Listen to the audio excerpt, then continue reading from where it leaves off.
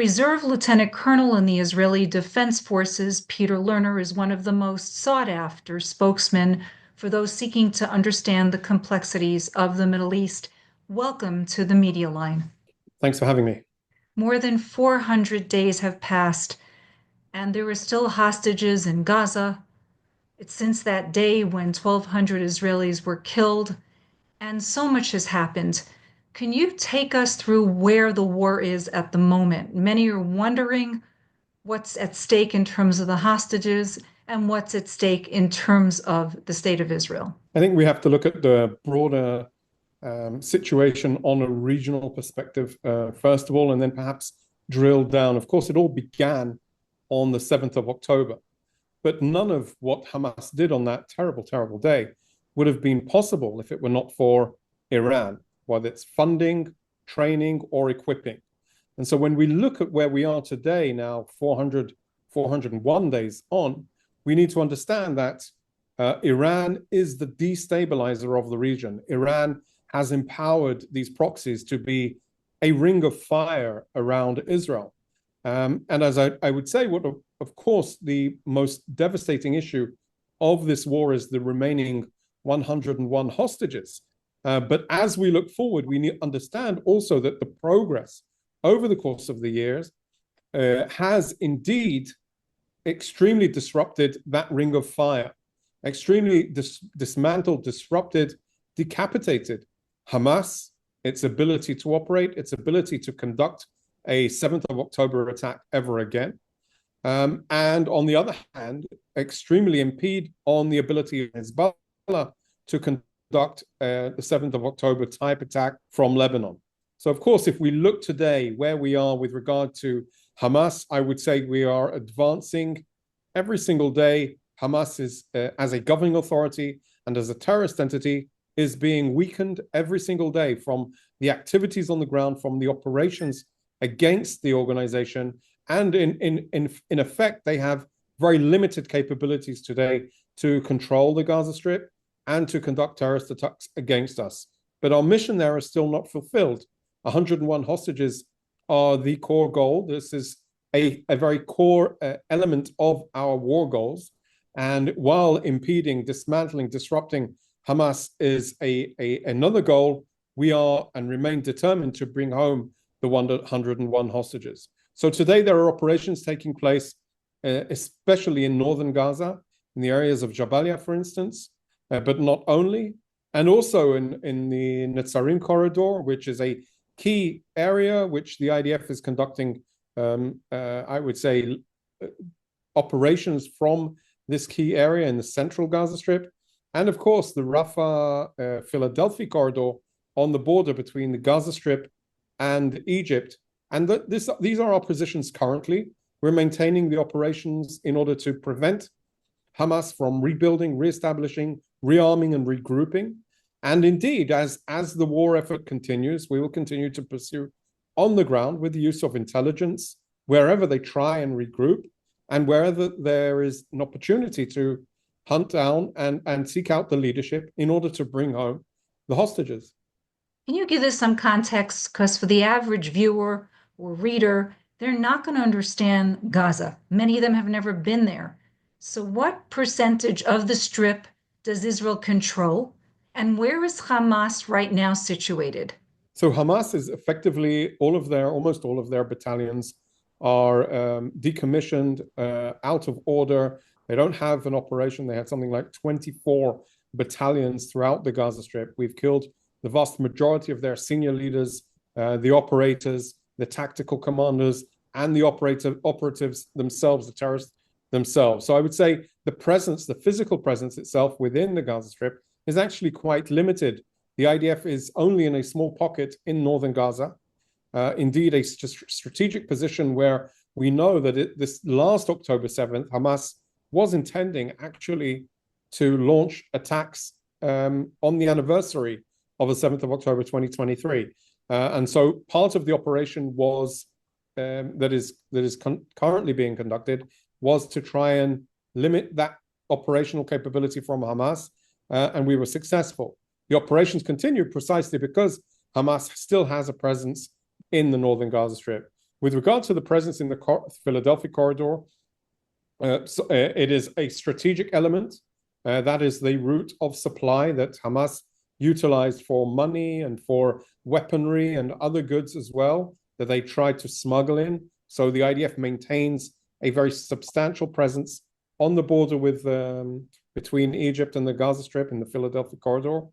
And the tactical corridor in the Netzarim area, which is also from east to west, is in order to give the IDF operational flexibility to launch strikes, counterstrikes, raids from a relatively secured position. So while the situation in the Gaza Strip is ongoing and the operations and the war effort continues, we actually have a very limited presence on the ground. There are aid organizations pointing fingers that there's a famine going on currently in Gaza. Can you address that?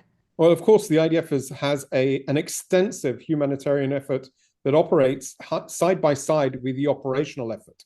That includes a huge amount of something like over 1 million truckloads of supplies that have gone into the Gaza Strip in the last year. It means that we have officers on the ground that their sole job is to be a humanitarian support officer, which means they are facilitating the humanitarian access inside the Gaza Strip, but also the access of medical supplies, food supplies into the Gaza Strip from either from Ashdod or from Egypt or from Jordan. And these are all routes that are continuing to be conducted.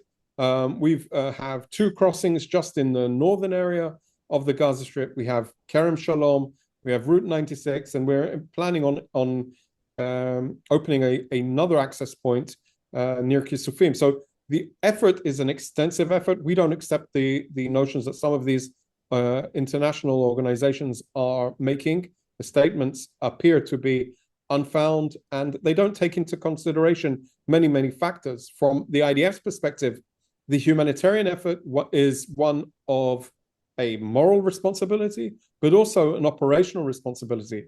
When we say our war is against Hamas, not against the people of Gaza, it's precisely that we can continue a humanitarian effort to distinguish between the population, the general population, and the terrorists that have run Gaza for the last 12, 13 years now.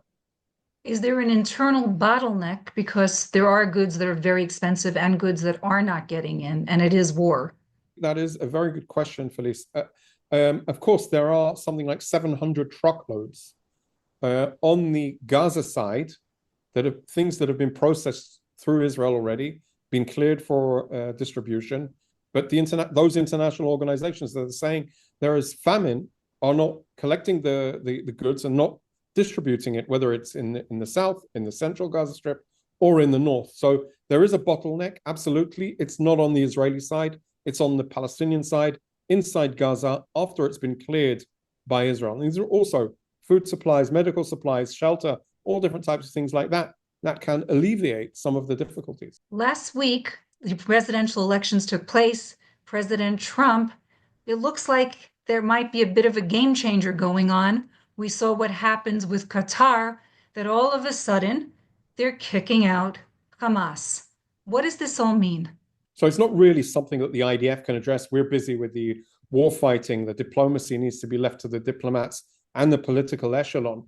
From our perspective, the IDF is pursuing creating the opportunity for either a deal to release hostages or to create the operational opportunities for a rescue mission. We've had a couple of those, and both paths, from our perspective, are absolutely on the table. And we need to pursue both of those simultaneously. Are you concerned that this period of time where President Biden is a lame duck president, that you can have some obstacles until President Trump comes in? Is there a concern in terms of the fact that you have to figure out what's going to happen with Iran and what the IDF is going to do in terms of Iran, as well as trying to wrap up the war, which was what President Trump is seeking? The IDF has open, direct, and extensive, and I would also say intimate working relationships with our U.S. counterparts, specifically in U.S. Central Command. We have and are addressing, of course, all of the different threats specifically from Iran, but not only the threats from the Houthis in Yemen is also a substantial threat of cruise missiles and ballistic missiles, and these are the types of threats that we address together. I think that from our perspective, this is what we know. We know that we are united in the idea that Iran is the destabilizer. It needs to be addressed. Israel has the right to protect itself. No, Israel has the obligation to protect itself, and we will do so. That is the role of the IDF. Is there anything that you can suggest that the IDF might do in terms of Iran at the moment? Everyone's wondering if the option of a nuclear reactor takeout is even on the table, or to destabilize them in terms of oil refineries. Well, the government has to make its decision with regard to that. From our perspective, we are on a defensive posture, but preparing for any eventuality. Of course, we are, and our message to Iran is be very, very cautious in attacking Israel again. We've proven in our abilities to conduct strikes in the heart of Iran, the Islamic Republic, on the outskirts of Tehran. We've conducted extensive activities that send a very, very clear message that it is not in Iran, the Islamic Republic's best interest to attack Israel. We've proven that against every enemy in the region, that if you come up against Israel, there is a severe price to pay. It's enough to look at their proxies like Hamas or Hezbollah or even the Houthis to realize that everything that they had planned for Israel in a state of war with Israel has failed miserably, and they need to be very, very cautious in pursuing hostile activities against Israel in the future. There's not a day that goes by that rockets, missiles are not flying from Lebanon into Israel. The Golan Heights, the Galil, the center. What is going to deter this in the future? We look at, and of course, every single rocket or missile that is fired from Lebanon by Hezbollah into Israel is extremely concerning. What Hezbollah was actually planning, though, and I think we need to really keep this in mind, several thousands of rockets being fired a day at Israel to try and overwhelm our defensive systems. The current situation where we are today, there are probably around 150 rockets, missiles fired at Israel a day. And while it's inconvenient, it's not what they planned. Of course, we will continue to pursue, and the best outcome is a negotiated agreement, an agreement that stipulates that an improved United Nations Security Council Resolution 1701, which ensures that Hezbollah does not have the firepower, the ability, the weaponry to attack Israel. We can't accept a new reality where Hezbollah will be prepared on our border to conduct a 7th of October-like attack. That's what they were planning. We know because they published it in 2015. They published an extensive plan to conquer the Galil. And so from our perspective, that's an unacceptable reality. From Israel's perspective, we won't permit that to happen. And that is precisely why the IDF has operations in the border area. The IDF has operations to take out Hezbollah's offensive infrastructure that they had pre-positioned and built over the last almost 20 years now. And of course, all of their strategic weaponry, the cruise missiles, the ballistic missiles that they had, have been free game from our perspective, no matter where they are, because we know where they've put them. They put them in the Dakhya area in southern Beirut, inside buildings, in the basements of buildings. And so we've targeted them. We're targeting their leadership. We're targeting the operators, and we are destroying the offensive infrastructure, the attack infrastructure that they had established over the course of many, many years. All of this has been done in the civilian arena. All of this has been done in villages that have been effectively turned into forward operating bases for Hezbollah. So we're currently operating against those areas. And of course, a very strong, and I would say the most advanced aerial defense systems in the world, from the Iron Dome to the Arrow to David's Sling. And of course, with American support, it's even broader than that. And I would say that the idea is we will continue to defend ourselves. We will continue to operate in order to pursue the goal of returning the people of northern Israel, the 60,000 people that have been living now for more than a year out of home because Hezbollah is attacking them. We're determined to allow them to get home safely and securely. And that is precisely where we are today. One obstacle that really is an outcome of this war has been the unmanned vehicle, the drones. And even if you can come to some solution with the Lebanese government, what's to stop the drone? So I think there are a couple of things. Of course, there is technology which is being developed as we speak. Like the Iron Dome, there are defensive systems. The Iron Dome does intercept some of them. We have other areas like strike helicopters that conduct a strike against these types of weaponry, the drones. Of course, there's a price to pay, and of course, our offensive activities, and this is what we know, they will try and continue to challenge us. There needs to be a strong outcome from the diplomacy, but we also need to have the defensive capabilities on the Israeli side so that any agreement can ensure that we will be able to defend our civilians, to make sure that they can live in their homes in northern Israel. Hezbollah can't be allowed to dictate these terms, and they need to realize that there is a price, and we will continue to pursue them. And I think one of the issues as I said, an improved 1701, a UN Security Council 1701, would actually stipulate that Israel has the right to intervene against these types of challenges, these types of threats, because it's a threat that no sovereign country would permit to originate from a neighboring country. And Lebanon needs to do enforcement on their side. And if they don't, then we will continue to enforce our safety and security for the people of Israel. Speaking about safety and security, Israelis were part of a pogrom in Amsterdam over the weekend. The safety of Israelis going abroad is something that must be on the mind of many in the IDF. What is the responsibility of the Israeli Defense Forces when something like this occurs?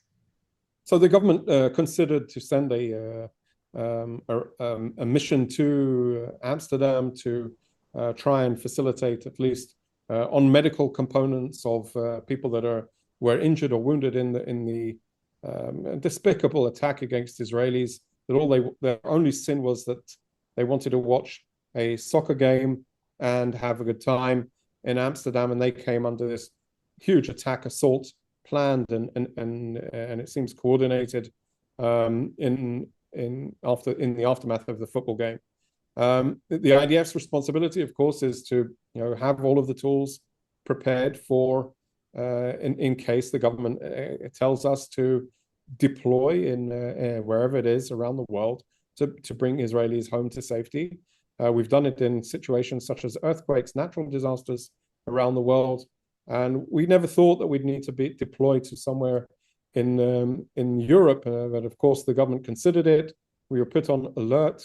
We prepared ourselves for that deployment, but eventually the government told us to stand down.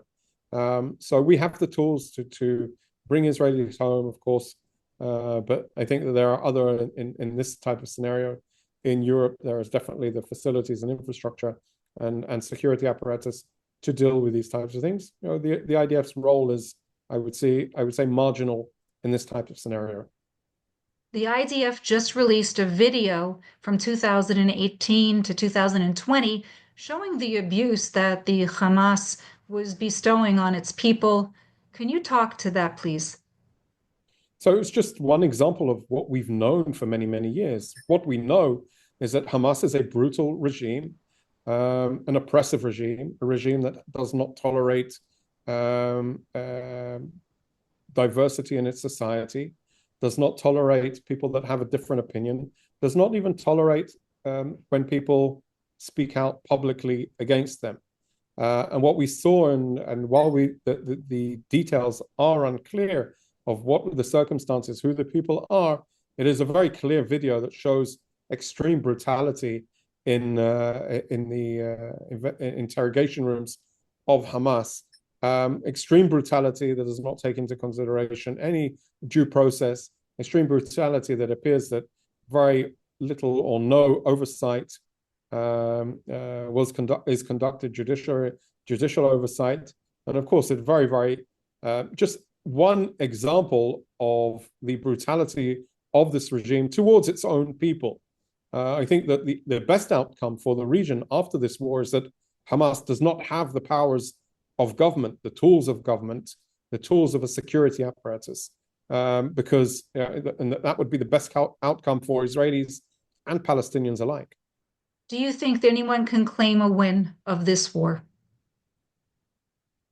We have no choice. We can't not win this war. The reality of a terrorist organization that has the powers of government, whether it's Hamas or Hezbollah, where they have a terrorist army that they can decide to launch war against us, leaves us with no other option. We have to win this.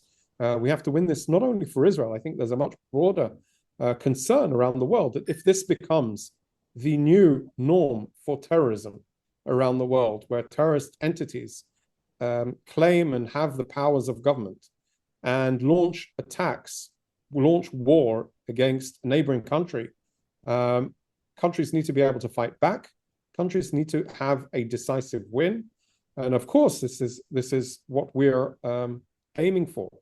Unfortunately, there are a lot of people that are paying the price for Hamas's decision, for Hezbollah's decision, and ultimately for Iran's decision to set these forward operating entities on our border. And so, of course, there are lots of losers in this war, but there can only be one winner. The winner needs to be safety and security for Israelis, Palestinians, Israelis and Lebanese alike, without these terrorist organizations that are trying to hold everybody hostage. One last question. Let's go back to President Trump, speaking to the fact that he wants to see the war close by January when he's in term. Any chance that we might see it winding down? So obviously I won't refer to President Trump. Our goals, our war goals need to be met. Safety and security, the return of 60,000 Israelis to their homes in safety and security, the release of 101 hostages in the hands of Hamas, and a reality where Hamas never has the powers of government on our border ever again. I think those war goals need to be achieved for us to, and I say both of those goals could be achieved tomorrow. If Hamas surrendered its weapons, released the hostages, the war could be over tomorrow against the Hamas in Gaza.